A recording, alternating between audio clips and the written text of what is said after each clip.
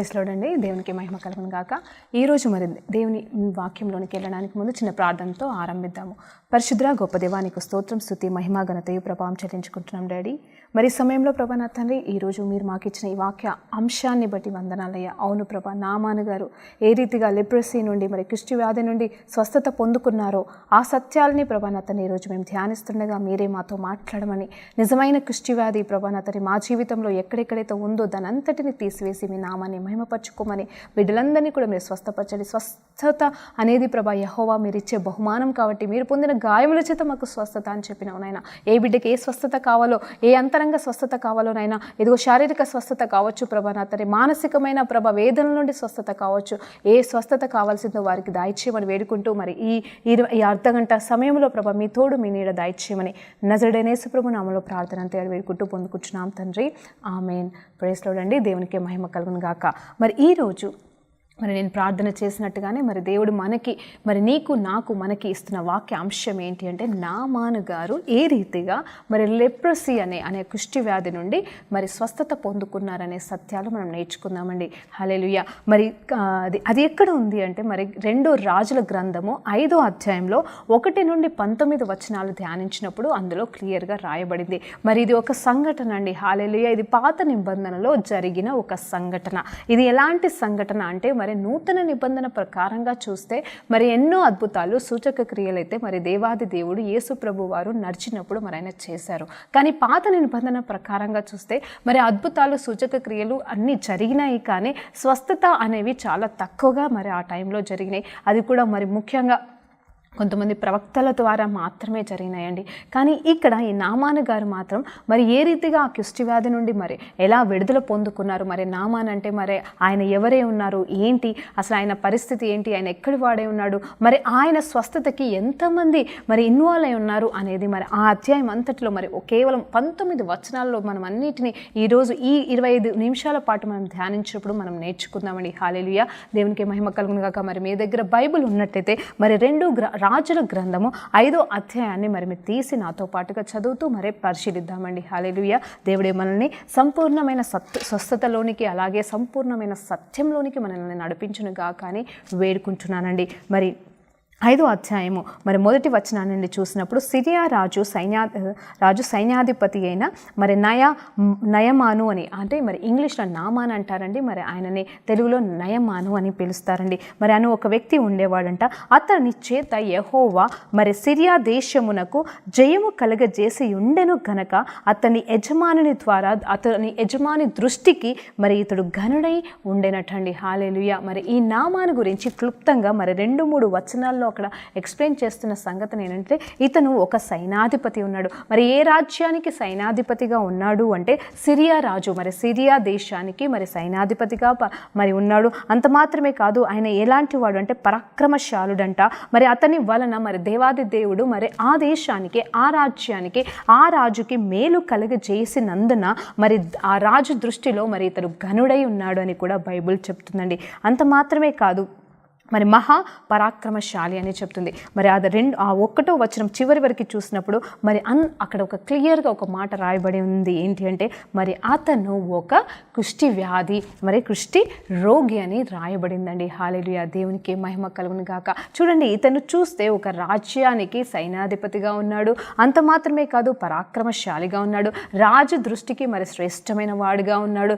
కానీ ఇతనికి ఒక భయంకరమైన వ్యాధి ఉందండి. మరి ఇక్కడ ఏ వ్యాధి అంటే కుష్టి వ్యాధి అండి. మరి పాత నిబంధన ప్రకారంగా కుష్టి వ్యాధి వారు మరి కేవలం ఇజ్రాయలైట్స్ అనే కాదు, కానీ మరి ప్రపంచవ్యాప్తంగా ఎవరైనా సరే, ఏ దేశం వారైనా, ఏ కులం వారైనా, మరి అప్పుడు మరి ఏ దేవుణ్ణి ఆరాధించే వారైనా సరే మరి వాళ్ళు కుష్టి వ్యాధితో బాధపడితే ఖచ్చితంగా వాళ్ళు వెలివేయబడతారటండి. మరి ఇక్కడ ఎందుకు నాకు అర్థం కాలేదు. నేను అడిగాను దేవాది దేవుని, మరి తను ఒక కుష్టి వ్యాధి కలిగిన వ్యక్తి అని చెప్పేసి ఇక్కడ అందరికీ తెలిసినట్టుగా క్లియర్గా రాయబడుతుంది. మరి ఇక్కడ అయిన కుష్టి రోగి మరి ఎన్ని రోజులు దాచిపెట్టుకుంటాడు, మరి కొన్ని రోజులే దాచిపెట్టుకోగలడు, అన్ని రోజులైతే దాచిపెట్టుకోలేడు. కానీ ఇక్కడ అయినను కూడా మరి రాజు దగ్గర మరి పేరు పొందుకున్న వ్యక్తిగా ఉన్నాడు. అంత మాత్రమే కాదు, ఘనుడై ఉన్నాడు. ఉన్నాడు అంటే ఆ కుష్టి వ్యాధితోనే అతన్ని మరి తన రాజు అంగీకరిస్తున్నాడు. అంత మాత్రమే కాదు, తనకు ఒక భార్య కూడా ఉందండి. హల్లెలూయా. తన భార్య కూడా తనని అంగీకరించింది, తన భార్య కూడా తనని తిరస్కరించట్లేదు. మరి కుష్టి వ్యాధి ఉన్నను కూడా. అంత మాత్రమే కాదు, మరి వారు యుద్ధాలు చేసిన సమయంలో ఇజ్రాయెల్ మీద యుద్ధానికి వచ్చినప్పుడు మరి వారు కొల్ల సొమ్మును మరి తీసుకొని వచ్చినప్పుడు మరి దేశంలో ఉన్న వారిని మరి తీసుకొచ్చినప్పుడు అక్కడ ఒక చిన్న దాన్ని కూడా మరి అక్కడ వారి చెరలోనికి తెచ్చినట్టుగా మరి రాయబడుతుంది. ఆ చిన్న దాని గురించి అయితే మనం ఎన్నోసార్లు మనం దైవజనుల ద్వారా విన్నాము, ఎన్నోసార్లు బైబిల్లో చదివాము. ఏంటి అంటే ఆ చిన్నది చెప్పడం వలనే మరి నామాన్ అనే వ్యక్తి మరి స్వస్థత పొందుకుంటాడు అని కూడా మనం ఎన్నోసార్లు ధ్యానించామండి. ఈరోజు మరి ఇంకొన్ని విషయాలు మరి ఇందులో ఇంకెవరెవరు ఇన్వాల్వ్ అయ్యారు, మరి మన జీవితంలో మన స్వస్థత కోసం ఎవరు ఇన్వాల్వ్ అవ్వాలి, ఎంతమంది ఇన్వాల్వ్ అవ్వాలి అనేది కూడా మనం ఈరోజు నేర్చుకుందామండి. మరి అక్కడ చూసినప్పుడు మరి చిన్నదంట ఏం చెప్తుంది మరి అంటే మరి మన అధ్యాయంలో ముందుకు సాగుతూ వెళ్తున్నప్పుడు జరుగుతున్న అంశం ఏంటి అంటే అక్కడ సిరియలను గుంపులుగా బయలుదేరి ఇజ్రాయెల్ దేశం మీదకి పోయి ఉండిరి. వారచట నుండి ఒక చిన్న దానిని చెరక్కొని తేగ అది నయమాను భార్యకు పరిచారము చేయుచుండెను. హల్లెలూయా. మరి ఆ పరిచారము చేస్తున్న ఆ చిన్నది ఆ బిడ్డ ఏమంటున్నట్టండి, ఏమని మాట్లాడుతుంది? 3వ వచనంలో చూస్తే ఇదిగో ఎవరితో మాట్లాడుతుందంటే తన యజమానురాలతో మాట్లాడుతుంది. సోమ్రోనులోనున్న ప్రవక్త దగ్గరికి నా ఏలినవాడు అంటే నామాను అనే ఈ ఏలినవాడు, ఈ రాజు కింద పనిచేసే ఈ వ్యక్తి మరి వెళ్ళిన చోట ఖచ్చితంగా ఈ కుష్టి రోగము పోతుంది అని చెప్పేసి ఒక సలహా ఇవ్వడం జరిగింది ఈమెకి. మరి ఇజ్రాయెల్ సంబంధించిన వ్యక్తి కాబట్టి మరి ఆ చిన్నదానికి తెలుసు ప్రవక్త ఉన్నాడని, ప్రవచనాలు ఉన్నాయని, మరి స్వస్థత జరుగుతుందని ఆ ప్రవక్త దగ్గరికి వెళ్తే ఖచ్చితంగా తన యజమానుడి పట్ల తనకున్న మరి నమ్మకాన్ని బట్టో మరి అంత మంచి యజమానుడిగా తను చూస్తున్నాడో, మరి ఆ యజమానుడు ఆ బిడ్డని ఏ రీతిగా చూస్తున్నాడో మనకు తెలియదు. కానీ మరి ఈ బిడ్డ ఆశపడుతుంది ఏంటి అంటే ఇదిగో నా యజమానుడు మరి ఒకవేళ అక్కడికి వెళితే ఖచ్చితంగా స్వస్థత పొందుకుంటాడు కాబట్టి మీరు అక్కడికి వెళ్ళమని చెప్పి ఇక్కడ సలహా ఇచ్చినట్టుగా మరి చూస్తున్నామండి. అక్కడ ఆ తర్వాత వెంటనే మన నామాన్ గారు మరి అక్కడ చూసినప్పుడు మరి ఆ తర్వాత తను రాజు దగ్గరికి వెళ్ళినట్టుగా 4, 5, 6 వచనాలు చూసినప్పుడు రాజు దగ్గరికి వెళ్ళి మరి డైరెక్ట్గా మరి ఈమె చెప్పింది కదా అని గుడ్డిగా నమ్మి వెళ్ళలేదు. కానీ మరి వెంటనే మరి ఆ రాజు దగ్గరికి వెళ్ళి అయ్యా ఇదిగో మరి పలానా దేశంలో ఇజ్రాయెల్ దేశంలో మరి ప్రవక్త అనే వ్యక్తి ఉన్నాడంట, తన ద్వారా నాకు స్వస్థత కలుగుతుందని చెప్పేసి మా ఇంట్లో పనిచేసే చిన్నది చెప్పింది కాబట్టి మీ ఆజ్ఞ అయితే నేను వెళ్తానని చెప్పేసి అక్కడ పర్మిషన్ తీసుకున్నప్పుడు ఆ రాజు ఎంత గొప్ప దయ కలిగిన వాడు అంటే ఇదిగో కుష్టి రోగము గురించి తెలుసండి. ఇక్కడ ఇది నేను ఎందుకే వాళ్ళకి తెలుసా తెలియదా అనే విషయం గురించి మరి అతను దాచిపెట్టుకుని ఉండొచ్చు కదా అని చెప్పేసి మీరు అనుకుంటారేమో, మరి అక్కడ బైబిల్లో ఉందేమో అని మీరు అంటారేమో. కానీ ఇక్కడ క్లియర్గా ఏంటంటే అక్కడ కుష్టి రోగం ఉన్నట్టు భార్యకి తెలుసు, అలాగనే మరి చిన్నదానికి తెలుసు. అంత మాత్రమే కాదు రాజుకు కూడా ఇక్కడ తెలియబడుతుందండి. నిజం చెప్పాలంటే అక్కడ కుష్టి వ్యాధి ఉందన్న విషయము మరి తెలిస్తే ఎవరైనా సరే ఎంతటి వారినైనా సరే వేయవలసిందే. కానీ ఇతడు నామాను గారి మరి ఎంత మంచివాడై ఉన్నాడో, మరి ఎంత గొప్ప వ్యక్తి అయి ఉన్నాడో, తన వలన మరి నిజమే రాజుకి ఎంత మేలు కలిగిందో, తన తగ్గింపు స్వభావమే కావచ్చు, ఇదిగో వెళ్ళి అడుగుతున్న పర్మిషన్ విధానమే కావచ్చు, మరి అతన్ని నిజంగా ఇక్కడ రాజు ముందర హెచ్చించేటట్టుగా చేసిందండి. మరి నేను ఇక్కడ నమ్ముతున్నాను ఏంటి అంటే నామాన్ అనే వ్యక్తి చాలా శ్రేష్టమైన వాడు, తగ్గింపు స్వభావం కలిగిన వ్యక్తి. మరి తనకున్న మరి అధికారాన్ని బట్టి వెరివీగట్లేదు, కానీ అలా అని చెప్పేసి తనకున్న వ్యాధిని బట్టి తను చిన్నబుచ్చుకోవట్లేదు. కానీ మరి దేవాది దేవుడినైతే తనకు తెలియదు, దేవాది దేవుడి గురించి తెలియకపోయినను ఆ చిన్నదాని మాట ఎవరు వింటారండి? ఒక చిన్నదాని మాట ఎవరు వినరు. మనం వింటామా? మన ఇంట్లో పనిచేసే వారి మాటలు మనం వింటామా? వినము. అలా ఎందుకండి? అసలు ఎవరి మాట మనం వినము, పెద్దవాళ్ళు వచ్చి చెప్తేనే మనం వినము. అలాంటిది తన ఇంట్లో పనిచేస్తున్న ఈ బిడ్డ మాటలను నమ్మి రాజు దగ్గరికి వెళ్ళి పర్మిషన్ తీసుకుంటున్నాడు అంటే ఈయన ఎంత తగ్గింపు స్వభావం కలిగిన వ్యక్తో మనకి అర్థమవుతుందండి. ఇదొక్కటి మనం జ్ఞాపకం చేసుకోవాలంటే తగ్గించబడిన వారు ఎప్పటికీ హెచ్చించబడతారు. కాబట్టి అంటే నేనేమంటున్నానంటే ఇక్కడ కేవలం తన కుష్టి వ్యాధి వచ్చింది కాబట్టి తగ్గించబడ్డాడు అని కాదు, కానీ ఆ రీతిగా ఆయన ఎంతో తగ్గింపు స్వభావం, ఎంతో మెల్లని స్వభావం కలిగి ఉన్నవాడు కాబట్టి రాజుకి తెలిసినా కూడా అతన్ని మరి తృణీకరించలేదని ఈరోజు జాగ్రత్తగా గమనించండి. మీ జీవితంలో కూడా మీరు ఎంత మంచి వారైనది ఆయనను మరి మీరు మీ వలన చిన్న పొరపాటే జరిగినను, మీ వల్ల కొన్ని సమస్యలు వచ్చినను, ఒకవేళ మీ యజమానుడు మిమ్మల్ని తృణీకరిస్తున్నాడా, లేకపోతే పదే పదే మీరు ఇలాంటి వాళ్ళే కాబట్టి మీరు ఎంత చెప్పినా ఇంతే అని చెప్పేసి మిమ్మల్ని తృణీకరిస్తున్నాడా, లేకపోతే మిమ్మల్ని అంగీకరిస్తున్నాడా అనేది కూడా మీరు ఆలోచన చేయండి. ఎందుకంటే యజమానులు అనేవాళ్ళు ఒక్కొక్కసారి మంచివారు ఉంటారు, చెడ్డవారు ఉంటారు. కానీ మన తగ్గింపు స్వభావాన్ని బట్టి వాళ్ళు కూడా మనల్ని నమ్మేటట్టుగా మనము చేసుకోగలమండి. అది నిజమైన విశ్వాసానికి కూడిన నమ్మకత్వం అండి. హల్లెలూయా, దేవునికి మహిమ కలుగును గాక. మరి ఆ తర్వాత చూస్తే మన నయమాన్ గారైతే మరి పర్మిషన్ కోసం రాజు దగ్గరికి వెళ్ళారు. రాజు దగ్గరికి వెళ్ళిన తర్వాత అక్కడ రాజు చెప్తున్నాడు, సరే వెళ్ళు, కానీ ఎలా అంటే నువ్వు ఒట్టిగా వెళ్ళొద్దు, ఎందుకంటే ఆ రాజ్యానికి వెళ్తున్నావు కదా, నీకు కష్టం వస్తుందేమో, నిన్ను కొడతారేమో, నేను మరి శిక్షిస్తారేమో అని చెప్పేసి నేను ఒక లెటర్ రాస్తానని. హల్లెలూయా, ఇదిగో రాజ ముద్రతో కూడిన ఒక లెటర్ని రాసి అక్కడ మరి ఇజ్రాయెల్ రాజుకే లెటర్ పంపిస్తున్నాడండి. ఆ తర్వాత ఆ నయమాన్ గారు మరి ఎంతో ధనాన్ని కూడా ధనాన్ని మరి ఇక్కడ రాయబడింది కూడా, కొన్ని బట్టలు, ధాన్యాన్ని, మరి అలాగే బంగారాన్ని కూడా మరి కావాల్సినంత కూడా తను తీసుకుని వెళ్ళాడు. బహుమానంగా అక్కడ ఎవరికైనా ఇవ్వాల్సిన వస్తే ఇవ్వాలని మరి తనకు అవసరం కోసము కొంతమందిని పనివారిని కూడా తీసుకొని వెళ్ళడం జరిగింది. వెళ్ళి డైరెక్ట్గా ఇజ్రాయెల్ రాజుని కలవడం జరిగింది. అక్కడ ఆ లెటర్ మరి ఈ సిరియా రాజు రాసిన ఆ లెటర్ని అక్కడ చూపించడం జరిగినప్పుడు వెంటనే ఆ రాజు ఆ లెటర్ చదివి భయపడ్డాడండి. మరి ఎంత భయపడ్డాడంటే ఇతనెవరు అక్కడ ఇక్కడ చూస్తే 8వ వచనంలో క్లియర్గా రాయబడింది ఏంటంటే 7వ వచనం నుండి మరి 8వ వచనం వరకు చూసినప్పుడు క్లియర్గా రాయబడుతుంది ఏంటంటే అసలు నేను ఎవరిని, అసలు నేనేమన్నా దేవాది దేవుడినా, ఎందుకు ఆ రాజు ఈ వ్యక్తిని నా దగ్గరికి పంపించాడు, ఈ వ్యాధిని నేను ఏ రీతిగా స్వస్థపరచగలను, అసలు నా వల్ల కాదు కదా, ఆ విషయం తెలిసి కూడా ఈ రీతిగా పంపించాడు అంటే కేవలం నా మీద యుద్ధానికి, నా దేశం మీద యుద్ధానికి కోసమే ఈ రీతిగా నన్ను రెచ్చగొట్టడానికి మరి ఈ పత్రికని మనిషిని పంపించాడని చెప్పేసి రాజు భయపడుతూ బాధపడుతూ నేనేమన్నా దేవుడినా అని చెప్పేసి తన బట్టలు చింపుకొని తను తగ్గించుకున్నాడండి దేవుని సన్నిధిలో. అప్పుడు వెంటనే ఎలీషా అనే ప్రవక్త, అవును ఏ ప్రవక్త గురించి అయితే మరి ఆ చిన్నది చెప్పిందో ఆ ప్రవక్త గారికి మరి ఈ విషయం తెలియగానే వెంటనే, రాజా నువ్వెందుకు నీ బట్టలు చింపుకుంటున్నావు, నువ్వు బట్టలు చింపుకోవాల్సిన అవసరం లేదు, ఇదిగో మరి ఈ వ్యక్తికి మరి ఇదిగో సిరియా రాజు దగ్గర నుండి రాబడిన ఈ వ్యక్తికి, ఈ సేనాధిపతికి, ఈ నామాన్ అనే వ్యక్తికి ఇక్కడ ఒక ప్రవక్త ఉన్నాడు, దేవుని నామంలో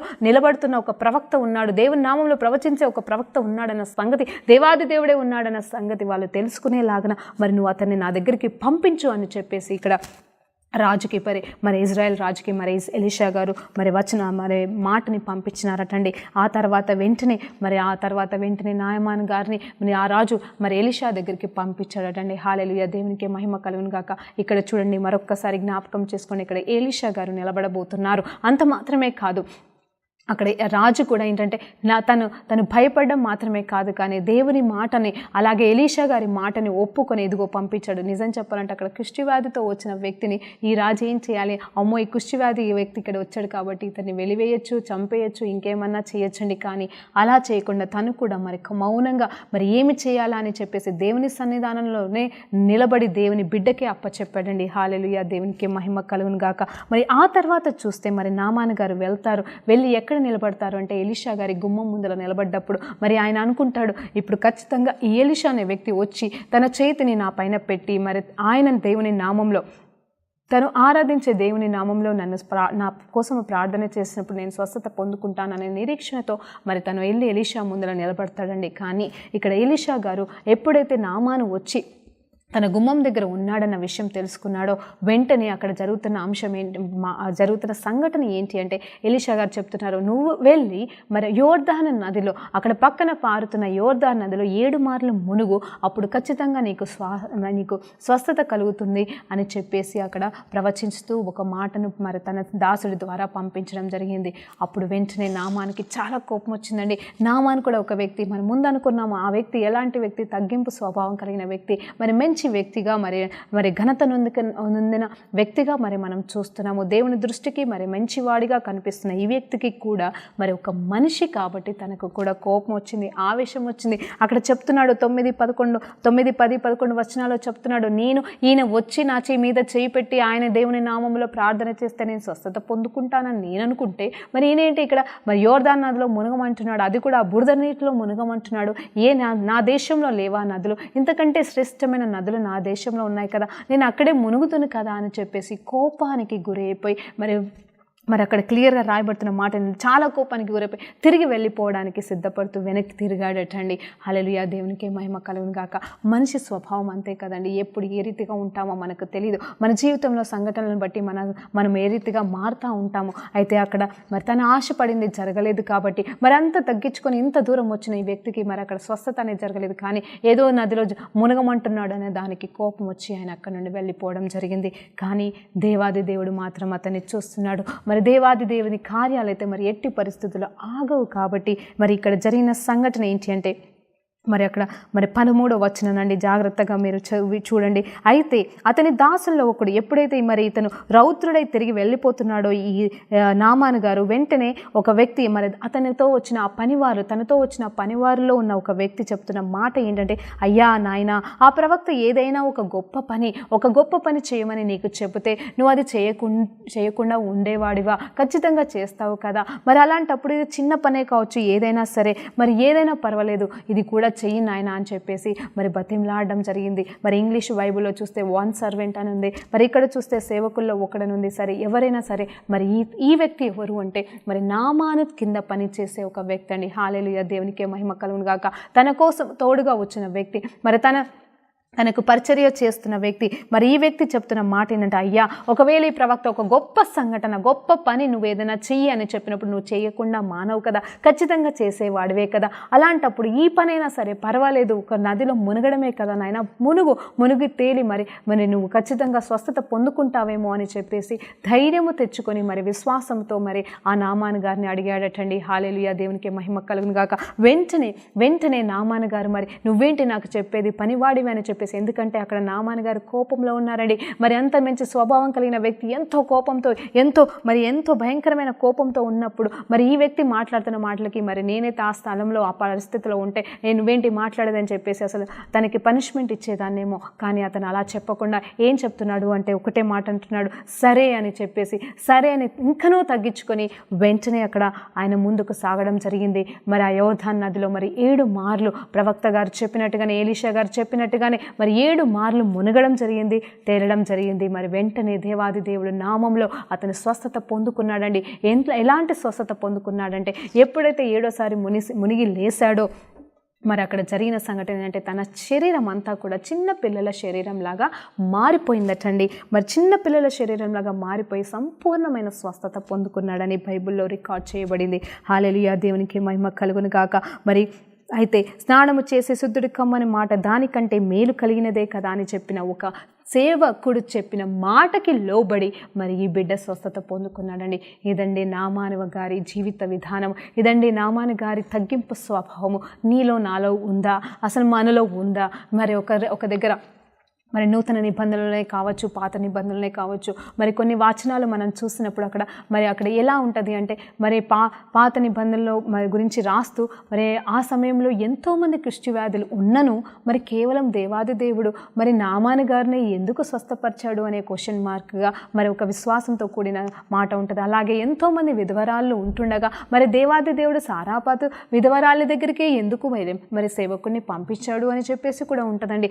అవును, ఈ ప్రశ్నలు అన్నింటికి జవాబు నా దగ్గర లేదు. కానీ ఇక్కడ నేను నామాను గురించి ధ్యానించినప్పుడు మాత్రం నామాను గారి జీవిత విధానాన్ని మనం ధ్యానించినప్పుడు అర్థమవుతున్న సంఘటన ఏంటి అంటే నామాను తగ్గింపు స్వభావము కలిగిన వ్యక్తి. అంటే మరి కేవలం నామాను పరిస్థితిని బట్టి, స్థితిగతులను బట్టి మాత్రమే కాదు, కానీ దేవాది దేవుడు ఇక్కడ ఏ రీతిగా ఘనతను అందుకుంటున్నాడు, అది కూడా ఒక అన్యుడి దేశం నుండి వచ్చిన వ్యక్తి, ఒక అన్య దేశానికి సంబంధించిన సైన్యాధిపతిగా ఉన్న ఈ వ్యక్తిని దేవుడు ఏ రీతిగా స్వస్థపరిచాడు అనేది మనం ఇప్పటివరకు చూసామండి. అంత మాత్రమే కాదు, మరి అక్కడితో ఆ కథ ఆగిపోలేదు. కేవలం మనం ఒక చిన్నది చెప్పిన మాటను బట్టి లోబడిన నామాను గారు స్వస్థత పొందుకున్నారంటున్నారు.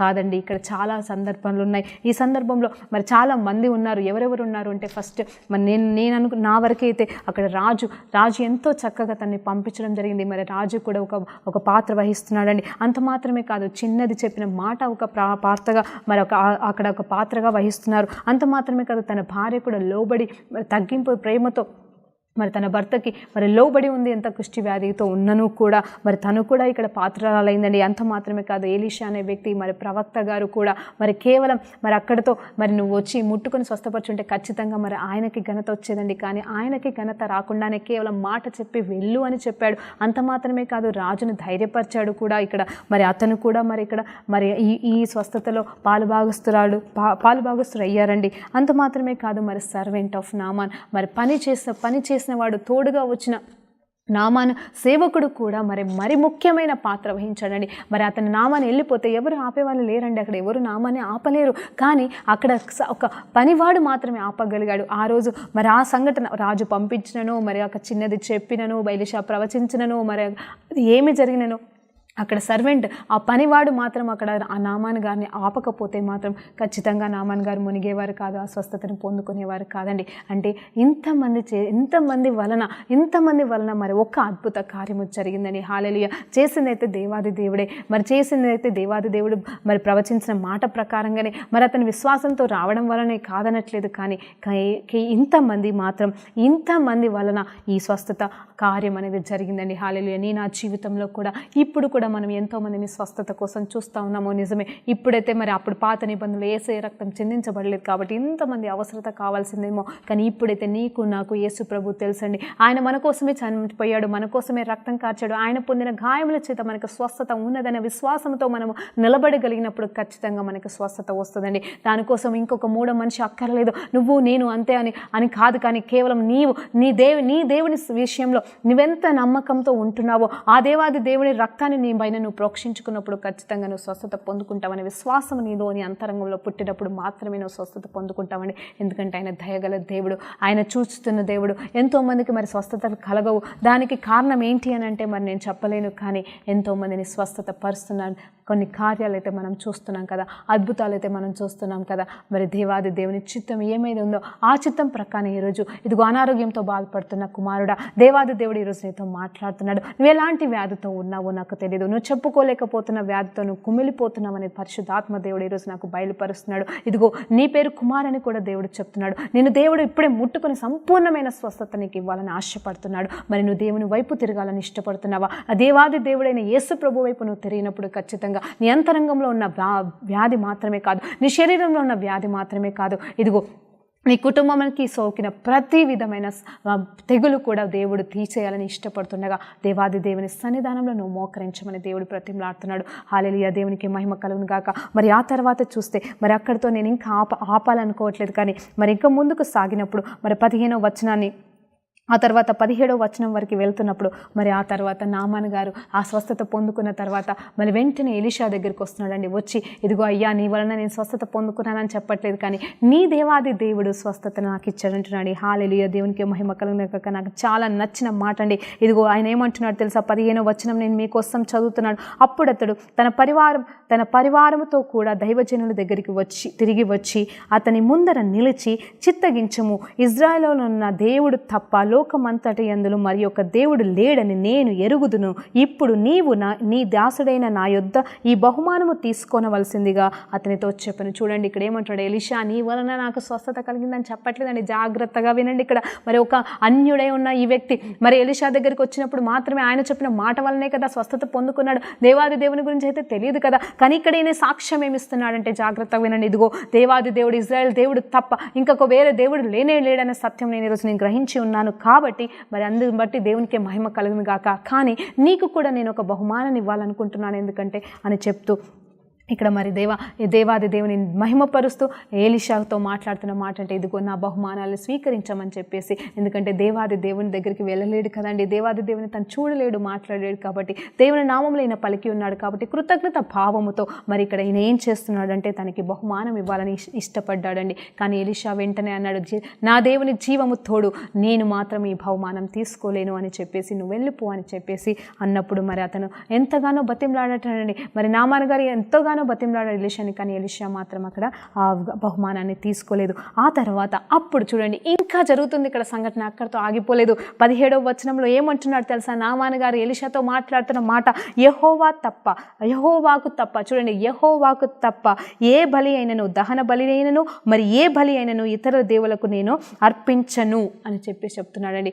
దేవునికే మహిమ కలుగును గాక. ఏమంటున్నాడు ఆయన రక్షణ పొందుకుంటున్నాడు, ఆయన దేవాది దేవునికే లోబడి జీవించాలనుకుంటున్నాడు. ఇంకా దేవాది దేవుడు తప్ప ఇంకా వేరే దేవుడు లేడనే సత్యాన్ని గ్రహించి మరి అప్పటి వరకు ఏ వేరే దేవుళ్ళకి మరి ఆయన మరి అర్పణలు చేశాడేమో, ఇంకేమైనా చేశాడేమో. ఇప్పుడు చెప్తున్నాడు మహాదేవుని, ఈ దేవునికి తప్ప మరి ఈ గొప్ప దేవునికి తప్ప మరి ఇంకెవ్వరికి నేను అర్పణలు చేయనని చెప్పేసి మరి ఇక్కడ ఒప్పందం తీసుకుంటున్నాను. అంత మాత్రమే కాదు, మరి నేను రాజు దగ్గర పని చేస్తాను కదయ్యా అని చెప్తూ మరి అలాంటప్పుడు నేను రాజుగారితో వెళ్ళాల్సిన పరిస్థితి వచ్చినప్పుడు, మరి వేరే విగ్రహారాధన దగ్గరికి వెళ్ళడానికి వచ్చినప్పుడు మరి పొరపాటున మరి నాకు ఇష్టం లేకుండానే ఆ ఇష్టంతోనే నేను అక్కడ మొక్కాల్సి వస్తుందేమో నాయన. మరి అలాంటి పరిస్థితుల్లో నా దేవుడు క్షమించుటకు నా కోసం ప్రార్థన చేయమని కూడా చెప్తున్నారండి. ఇప్పుడు నాకు సమయం లేదు ఇది చదవడానికి, కానీ 17 నుండి మరి 19 వచనాలు మీరు క్లియర్గా చదవండి, ఒకసారి ధ్యానించండి. అక్కడ ఏమని ఉంటుందంటే, నేను వేరే దేవుళ్ళకైతే మొక్కను. అలాంటి పరిస్థితి కేవలం రాజుతో పాటుగా నేను వెళ్ళినప్పుడు, రాజు నాతో ముందర ఉన్నప్పుడు, ఆయన మొక్కుతున్నప్పుడు నేను మొక్కాల్సి వస్తే పరిస్థితి వచ్చినప్పుడు మాత్రం దేవాది దేవుడు నన్ను కరుణించేలాగా, నన్ను క్షమించేలాగా నా కోసము ప్రార్థన చెయ్యయ్యా అని ఎలీషాని బ్రతిమలాడుకుంటున్నాడు. అప్పుడు ఎలీషా గారు ఏమంటున్నారు తెలుసా అండి? నెమ్మది కలిగి పొమ్మని అతనితో సెలవిచ్చును. అంటే పర్వాలేదు, నువ్వు వెళ్ళొచ్చు, నువ్వు చూసుకోమ్మా అని చెప్పేసి చెప్తున్నాడండి. ఇదండి నామాను గారి జీవితము. ఇదండి ఆయన ఏ రీతిగా మరి ఒక సిరియాకి సంబంధించిన ఈ వ్యక్తి, మరి సిరియా రాజు దగ్గర సైనాధిపతిగా పనిచేస్తున్న ఈ వ్యక్తి, ఒక మంచి గనుడైన వ్యక్తి, ఒక మరి కుష్టి రోగంతో బాధపడుతున్న ఈ వ్యక్తి మరి ఏ రీతిగా మరి దేవాది దేవుని నామంలో రక్షణ పొందుకున్నాడని. హల్లెలూయా, హల్లెలూయా, దేవునికి మహిమ కలుగును గాక. ఆయన రక్షణ పొందుకున్నాడు, దేవాది దేవుని ఆరాధించడం మొదలు పెట్టాడండి. ఇజ్రాయెల్లో ఉన్నవారు ఎంతోమంది మరి వెనుదిరిగిన పరిస్థితిలో ఉన్నాయి, ఎంతో గొప్ప కార్యాలు చూసిన మనము కూడా వెనుదిరుగుతున్నాం. కానీ ఇక్కడ ఒక అన్యుడు వచ్చి మరి ఒక ఎలీషా మాట ద్వారా మరి ఇదిగో యోర్దాను నదిలో మునిగి 7 మార్లు మునిగి తనకున్న వ్యాధిని పొడగొట్టుకొని కేవలం మరి కృతజ్ఞతలు చెల్లించుకుంటూ వెళ్ళిపోలేదు, కానీ తన జీవితాన్నే దేవునికి సమర్పించి ఇంకెన్నిటికి నా జీవితాంతం వరకు నేను ఎవరికి కూడా బలి అర్పణలు చేయను, దేవాది దేవునికే చేస్తానని చెప్పేసి ఒప్పందం చేసుకొని మారు మనసు పొందుకొని రక్షణ పొందుకొని, ఇదిగో ఇది పాత నిబంధన కాలంలో జరిగిన సంఘటన, నూతన నిబంధన గురించి నేను మాట్లాడట్లేదు, కానీ అంత గొప్ప కార్యము దేవాది దేవుడు మరి ఈ బిడ్డ జీవితంలోనూ ఇక్కడ సంఘటనలోనూ జరిపించాడండి. అందు నిమిత్తం ఎలీషా గారిని వాడుకున్నాడు. ఈరోజు నిన్ను కూడా వాడుకుంటున్నాడేమో సేవకుడా. మరి నువ్వేం చేస్తున్నావు? ఎలీషాలాగా మాట్లాడుతున్నావా? నాకు అక్కర్లేదు నీ బహుమానాలు అంటున్నావా? లేకపోతే నీ బహుమానాలని నా దగ్గరికి తీసుకురా అంటున్నావా? ఇదిగో నా వల్లనే నాకు వీరికి స్వస్థత కలిగిందని పొగుడుతున్నావా? నిన్ను నువ్వు గనపరుచుకుంటున్నావా? లేకపోతే ఏం చేస్తున్నావో పరిశీలించుకుందామా? మరి ఈ రీతిగా మరి ఎన్నో రకాలుగా మనం మాట్లాడుకోవచ్చండి. మరి దేవాది దేవుడు మరి ముగింపులోనికి వస్తుండగా నేను చిన్న ప్రార్థన చేసి ముగిస్తుండగా మరి దేవునికి కృతజ్ఞతాస్తుతులు చెల్లించి నా జీవితంలో ఏ వ్యాధి ఉందో దాన్ని మరి ఈరోజు దేవుని దగ్గర సమర్పిస్తాము. ఖచ్చితంగా దేవుడే, ఇంకా మనకు ఎవరక్కర్లేదండి. మరి ఆ టైంలో అయితే మరి ఎలీషా మాట కావాల్సిన పరిస్థితి ఉంది, కానీ ఇప్పుడు యేసు ప్రభువే మనకి డైరెక్ట్గా ఉన్నాడు. ఆయన మనల్ని స్వస్థపరచడానికి సిద్ధంగా ఉన్నాడు. కాబట్టి నాతో పాటుగా ప్రార్థనలో ఏకీభవించి మరి స్వస్థతను పొందుకున్నాం. ఈరోజు నాకు కూడా అంతరంగ స్వస్థత కావాలని ఆశపడుతున్నానండి. ఈరోజు నాకు కూడా మనోవేదన నుండి నేను విడుదల కావాలని నేను కోరుకుంటుండగా నాతో పాటుగా ఏకీభవించండి. పరిశుద్ధ గొప్ప దేవా, నీకు స్తోత్రం, స్తుతి, మహిమ, ఘనత ఈ ప్రభావం చెల్లించుకుంటున్నాం నాయన. నిజమే నాయన, మా జీవితంలో ఎక్కడెక్కడైతే స్వస్థత కావాలో నాయన, ఇదిగో తండ్రి ఆ స్వస్థతను అంతటి కూడా ప్రభా మా జీవితంలో దాయిచ్యమని వేడుకుంటున్నాను. నా మా విషయంలో ప్రభా ఇదిగో 2 రాజుల గ్రంథంలో 5వ అధ్యాయంలో మరి 20 వచనాల్లో జరిగిన సంఘటన అన్నింటినీ క్లుప్తంగా మేము నేర్చుకున్నట్టుకు మీ ద్వారా మేము నేర్చుకున్నాం నాయన. ప్రభా అందుని బట్టి వందనాలు ప్రభా. నిజమే, ఎంతోమంది వారి ద్వారా ప్రభానతని ఒక్కరు కాదు, 2 కాదు ప్రభానతని, నీతో పాటుగా 7 ప్రభానతని ఇక్కడ ఇన్వాల్వ్ అయినారు. కాబట్టి ఆ స్వస్థత కార్యము జరిగింది. కాబట్టి మా జీవితంలో కానీ ఇప్పుడు మాత్రం కేవలం నువ్వు ఉంటే చాలు ప్రభా, నీ వైపు మేము ఆధారపడితే చాలు. కాబట్టి నాయన నీ వైపు చూసే భాగ్యాన్ని మాకు దయచేయమని వేడుకుంటూ యేసు నామములో ప్రార్థనంతో వేడుకుంటూ ప్రతి బిడ్డకు స్వస్థత ఇచ్చేందుకు కృతజ్ఞతాస్తుతులు చెల్లించుకుంటూ నజరేయుడైన యేసు ప్రభు నామములో ప్రార్థనంతో వేడుకుంటూ పొందుకుంటున్నాం తండ్రి. ఆమేన్. ప్రైజ్ లార్డ్ అండి.